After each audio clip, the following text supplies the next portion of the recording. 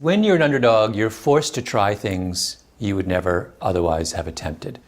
Because David, there's no way he could do a duel with swords, he feels emboldened to try something totally outside the box, right?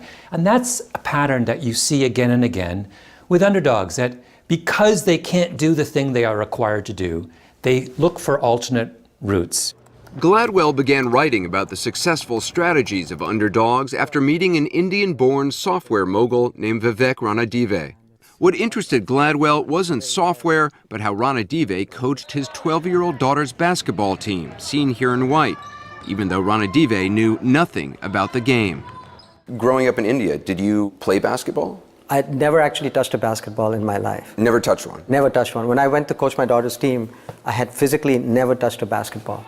His lack of knowledge about basketball wasn't his only obstacle. His daughter's team had absolutely no talent. The girls on your basketball team, they weren't tall? No.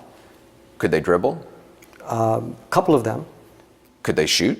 Not very well. Did they have a long experience playing basketball? For the most part, no.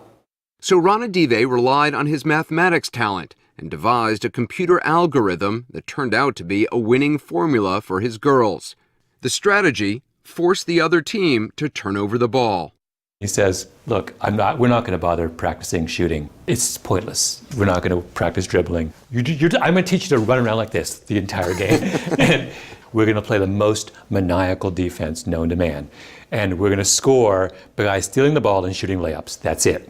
It didn't really matter that my girls couldn't shoot as well.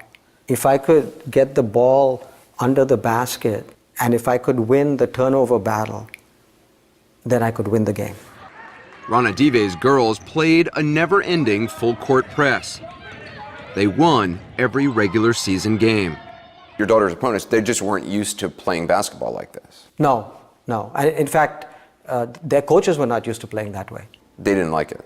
They didn't like it. One guy, a big guy, was so upset that he said he wanted to meet me in the parking lot after the game. He wanted to beat you up? Well, he wanted to meet me in the parking lot. So. Ranadive's underdogs made it all the way to the state championships. You clearly started to like basketball after that. I did. I ended up falling in love with the game. And you're still a software CEO of a multi-billion-dollar company, but I understand you recently made a big purchase. Well, I did. I bought the Sacramento Kings. You bought an NBA basketball team? I did.